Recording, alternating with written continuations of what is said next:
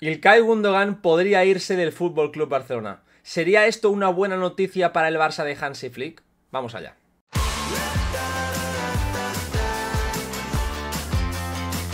¿Qué tal y bienvenidos a un nuevo vídeo? Hoy toca hablar de İlkay Gundogan y las noticias que distintos medios han ido confirmando en las últimas horas, que todo parece haberse acelerado en una salida del jugador alemán, una pieza absolutamente troncal para el Barça de Xavi, la 23-24, de hecho fue el futbolista que disputó más minutos en toda la pasada temporada, con 4.180 minutos, el único jugador junto a Jules Koundé en superar la barrera de los 4.000 minutos, por lo tanto la relevancia de Gundogan fue capital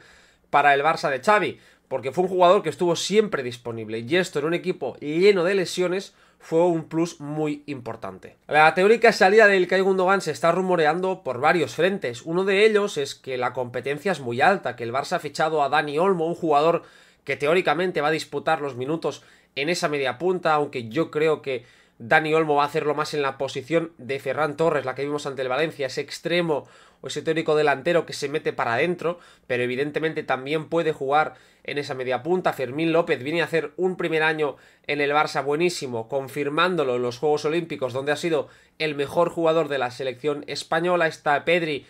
que el otro día ya volvió de la lesión, está Gavi, aunque yo creo que Gavi va a jugar más atrás, pero en el centro del campo es verdad que el Barça sí cuenta con todos los jugadores, tiene más efectivos que la pasada temporada, pero volvemos a lo de siempre, es una temporada que tenemos que meterle asteriscos porque es muy larga, porque habrá muchísimos partidos y porque de momento el Barça tiene lesionados a dos de sus jugadores más importantes, que son Gavi y De Jong, y que probablemente, sobre todo Gavi, no vaya a volver pronto, y con De Jong existe la incógnita de cómo lo va a hacer, porque hay un secretismo total alrededor de la lesión de tobillo del jugador neerlandés desde hace ya más de 4 meses, desde que se lesionase en el partido ante el Real Madrid. La plantilla del Barça, creo yo, no está en disposición a nivel deportivo de perder a un efectivo sin que llegue nadie más. Y no es un efectivo cualquiera, hablamos, repito, del jugador más usado la pasada temporada, un futbolista que terminó siendo el máximo asistente del Barça con 14 asistencias y el tercer jugador solo por detrás de Lewandowski y de Rafinha que más goles produjo en esa 23-24. Por lo tanto,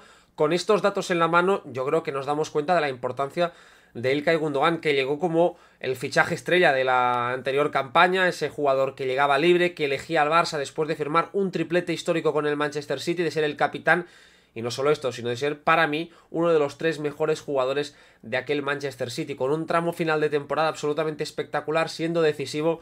en la mayoría de grandes partidos que terminaron decidiendo títulos, sobre todo en la Premier y en competiciones nacionales. Y ese futbolista llega al Barça y aquí mucha gente empezó a criticar a Gundogan. Mucha gente empezó a ser muy crítica con el futbolista alemán por varios motivos. El primero era porque el Barça como equipo no funcionaba. Era un equipo que no terminaba de ir bien, que no terminaba de ser sólido ni coherente, un equipo muy largo, un Barça que no podía controlar los partidos, y todo ello se empezó a ver como consecuencia, no directa, pero sí en parte importante, de ese aterrizaje de Gundogan, de un jugador ya veterano al que mucha gente decía que bueno, que no corría, que no aportaba en el centro del campo y que rompía al Barça. Y ahí empezó esa campaña en alguna parte de la afición para tratar de desprestigiar a Gundogan. Todo ello vino motivado después por las declaraciones que iba haciendo el futbolista alemán, sobre todo después de ese primer clásico, cuando él llevaba poco tiempo, reclamando más enfado, reclamando más atención,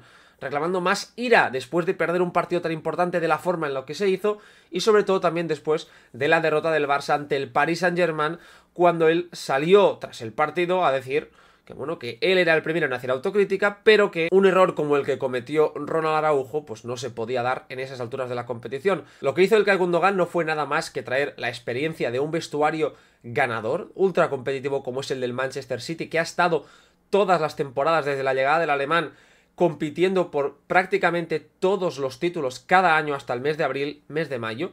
y esto es un bagaje potentísimo que el Barça logró captar. No solo fichó a un jugador muy bueno, no solo fichó a un futbolista con capacidad para hacer que sucediesen cosas, para elevar el techo de la plantilla, sino también a un líder nato. Y yo creo, por lo menos por lo que a mí respecta, que este tipo de mensajes son sanos en una plantilla. Y ahí es tarea del entrenador, tarea de la dirección deportiva, tarea de todo el club, del entorno, del ecosistema, de hacer que se lean de esta forma. porque evidentemente el aficionado puede sacar las conclusiones que quiera, pero aquí esto no debería importar lo más mínimo en un club profesional lo que piense un aficionado u otro, sino lo que realmente piensa dentro del equipo. Y se ve, por lo que dijo Ronald Araujo, que eso no se veía con buenos ojos, que eso era algo que debía quedarse en el vestuario, y el Barça siguió estando en esa espiral, yo creo, bastante poco autocrítica, en la que, si os acordáis, se llegó a hablar más del papel que jugaba la prensa en el rendimiento de los futbolistas que no tanto en el propio rendimiento de los jugadores. Y eso, Gundogan venía a acabarlo. Y yo creo que era muy positivo un jugador con esa mentalidad.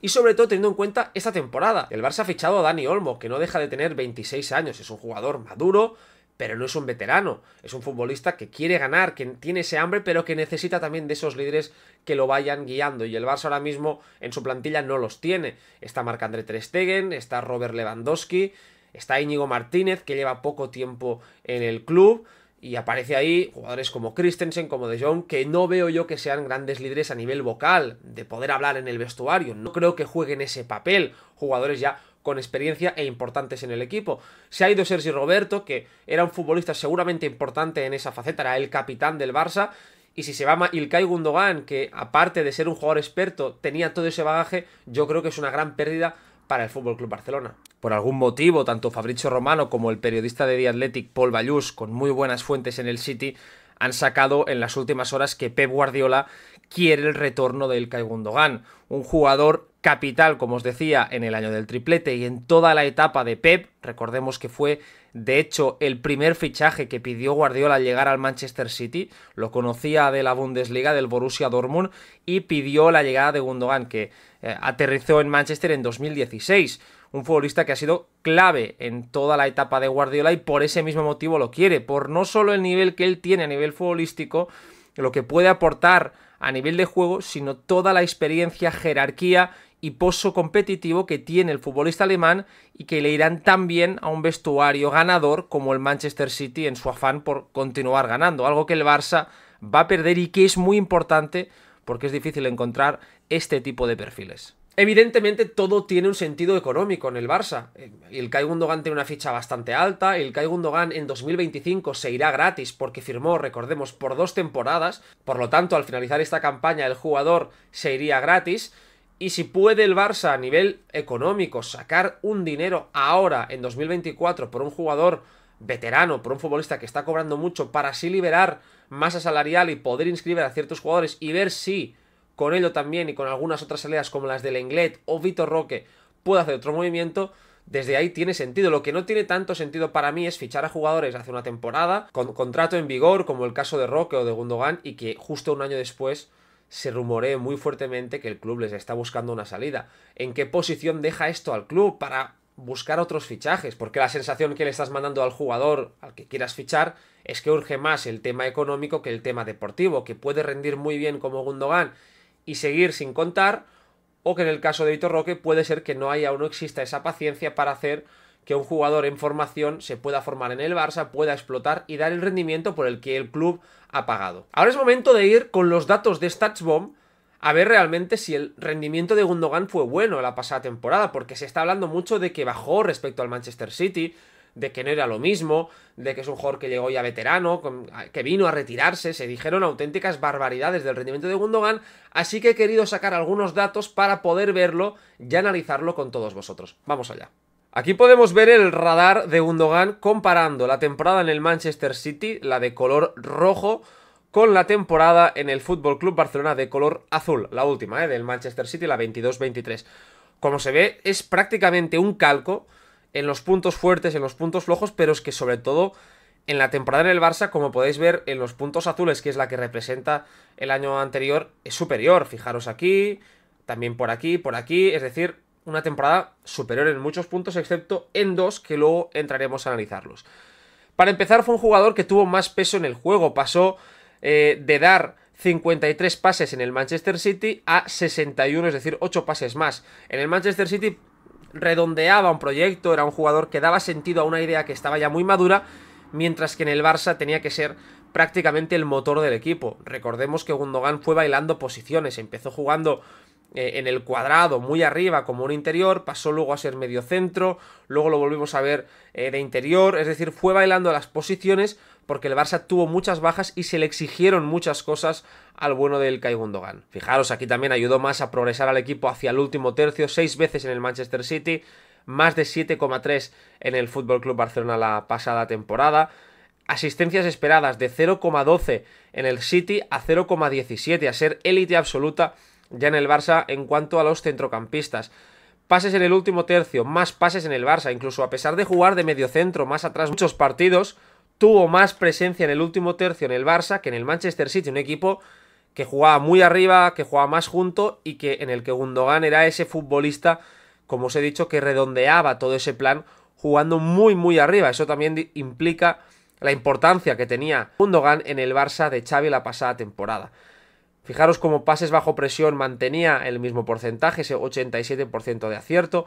y pases con el balón en juego hacia el área rival, Gundogan logró subir de 1,31 en el City a 1,33 en el Barça, es decir, mejoró las prestaciones también a nivel creativo en este tipo de pases. ¿Dónde bajó el futbolista alemán? En dos apartados: las contrapresiones ganadas de 0,39 a 0,27, es decir, Gundogan contrapresionaba peor, pero aquí se tiene que decir que esto es en gran medida, y sobre todo en gran medida, que esto es en gran medida por culpa del FC Barcelona, porque como veis el dato de presiones, Gundogan realizaba un pelín más de presiones en el Barça la pasada temporada que en el City, 15,32 a 15,45. Por lo tanto, eso significa que pese a presionar más, llegaba menos. Y aquí podemos decir, bueno, es que tenía un año más de 32 a 33, que en gran medida es cierto, Gundogan era más veterano y por lo tanto tenía menos gasolina probablemente, pero sobre todo lo que cambió es que el equipo, la diferencia grupal entre el Manchester City y el FC Barcelona es abismal, y que en lo que un equipo llegaba con naturalidad, de forma coherente, porque el equipo estaba junto, en el Barça cada uno libraba su guerra y muchas veces era muy complicado poder presionar en condiciones. Y luego también lo que son las entradas a intercepciones por cada 90 minutos, de 3,3 en el Manchester City a 2,5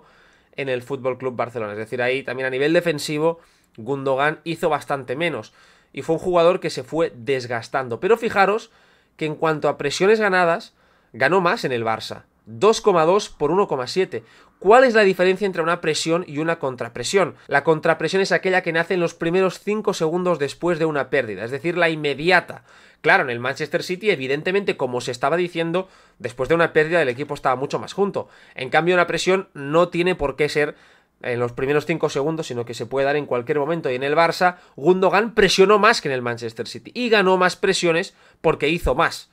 Fue un jugador, por lo tanto, que probablemente corrió más kilómetros, hizo más esfuerzos y tuvo que estar en más sitios. Físicamente fue mucho más exigente el año en el Barça que en el Manchester City. Y esto no se habla, es un hándicap grande. Y a la vez, a Gundogan, como estáis viendo, se le pedía que fuese el jugador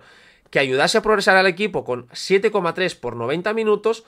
solo por detrás de Frenkie de Jong en ese apartado, y después, además, que fuese el jugador más creativo del FC Barcelona, es decir, un todo en uno. Aquí vemos el mapa de pases clave de Gundogan en el Manchester City, en la 22-23 en la Premier, sin contar saques de esquina ni falta, es decir, solo con el balón en juego produjo 35 disparos y fueron 4 asistencias, 3,2 goles esperados generó Gundogan con sus pases. Fijaros el mapa de pases que generaron disparos, bastante variabilidad, bastantes zonas. Y en el FC Barcelona tenemos aquí, fijaros el volumen, de 35 disparos pasó a producir 60, prácticamente el doble, con 6 asistencias de 6,3 goles esperados, es decir, que multiplicó por 2 los goles esperados que terminó generando y las asistencias añadió 2 más y repito, sin contar saques de esquina donde Gundogan fue clave añadiendo 2 pases de gol más, pero fijaros el volumen ya en 3/4 mucho más importante, con muchos más pases, no tan atrás, sino Gundogan fue absolutamente clave para el Barça en ese último tercio. Es imposible negarle el valor a İlkay Gundogan y ver que la pasada temporada hubo muchos hándicaps que minvaron el nivel real de la mayoría de futbolistas en plantilla. Yo creo que todos pensaremos en que el gran grueso de los jugadores estuvo por debajo de su nivel, y lo mismo sucedió con un Gundogan que pese a ello, que pese a no lucir tanto como en el Manchester City, objetivamente tuvo una temporada muy parecida, si no mejor, que la que tuvo en el Manchester City. Lo que cambió fue el contexto, lo que cambió fueron los compañeros, fue el equipo, fue el nivel global y estructural de todas las piezas. Y por lo tanto, claro, aquí por mucho que tú intentes, siendo un centrocampista que necesitas que te acompañen, como la gran mayoría de jugadores que entran en la treintena, luces menos porque parece que haces menos. Y es un efecto óptico en muchas ocasiones. Y Gundogan el año pasado pecó precisamente de ello. Y evidentemente Gundogan es un jugador que a nivel de presiones, a nivel físico, necesita un contexto. No te va a ofrecer lo mismo Gundogan que Fermín, Gundogan que Gavi, Gundogan que Dani Olmo, Gundogan que Pedri. No te van a ofrecer lo mismo por una cuestión fisiológica de la edad y de que al final Ilkay ya en el Manchester City con 32 años era un jugador que no podía hacer grandes recorridos. Por eso Pep le dibujaba un contexto en el que un equipo con Gundogan y De Bruyne, dos jugadores veteranos, pudiese ser de los mejores equipos presionando, si no el mejor de toda Europa, porque importa sobre todo las distancias de relación y los esfuerzos que tú vayas a hacer. Con el Barça de Flick hemos entrado en una dicotomía a veces un poco extraña, en la que se sitúa al jugador por el otro lado la presión de Flick, es decir, muchas veces se equipara lo que ese futbolista pueda aportar con pelota con lo que pueda o no correr en la presión. Y esto yo creo que es un error. Evidentemente que importa que un futbolista pueda repetir esfuerzos, y por ello el Barça tiene a muchos jugadores, como vimos en Mestalla, que puedan hacerlo. Y nadie está diciendo que Gundogan tenga que irse a los 4000 minutos. Bueno, importará que no se lesionen los otros jugadores, evidentemente, porque si se lesionan, al final tienes que acudir al único que no lo hace. Y en este caso, además, que te ofrece rendimiento como Gundogan. Pero todos estamos de acuerdo en que en un Barça con todos los jugadores sanos, Gundogan no va a ser una pieza titularísima, pero sí un jugador importante, porque el FC Barcelona va a seguir teniendo partidos en los que va a necesitar a ese futbolista preclaro que aclare las jugadas, a ese jugador que tenga la capacidad para filtrar el último pase, para que dé calma, para que calme el escenario. Y evidentemente en partidos más abiertos, de ida y vuelta, donde se necesite otra cosa, el Barça ya tiene en plantilla otro tipo de futbolistas. Yo lo único que pido es que no se intente vestir una marcha económica, una decisión puramente económica, en una decisión futbolística, para intentar hacer ver que con Flick no encaja, como si Flick solo quisiese a jugadores guerreros, a jugadores soldado. Hansi Flick lo que quiere es sobre todo tener calidad y opciones en plantilla, en una plantilla que tiene lesiones y con poca experiencia y con poca jerarquía, y ahí Gundogan te viene a restar y a compensar lo que los otros sí tienen, que es esa energía infinita. Y en una temporada larga de tantos partidos hay minutos para todos, o es que en el Real Madrid no ha sido importante y seguirá siéndolo la figura de Luka Modric. Nadie dice que Modric tenga que ser titularísimo, y de hecho no lo es, pero sí es un jugador útil para distintos tipos de partido, y creo que Gundogan todavía podría hacer esto a la perfección, además de permitirle al técnico alemán una gran variedad de opciones, al poder jugar de interior, al poder jugar de media punta y al poder acompañar a un mediocentro en la base de la jugada. Veremos lo que acaba sucediendo con Ilkay Gundogan. A mí es un jugador que particularmente me gusta mucho y que siempre suma en una plantilla joven, pero evidentemente el dinero manda y esto es lo más importante y lo único que importa a día de hoy en el FC Barcelona. Espero que os haya gustado este vídeo, dejad un like y un comentario para seguir apoyando al canal, estoy muy contento con cómo está yendo, así que si el vídeo os ha gustado os animo a seguir ayudándome, que es muy sencillo. Muchísimas gracias y nos vemos en el siguiente vídeo.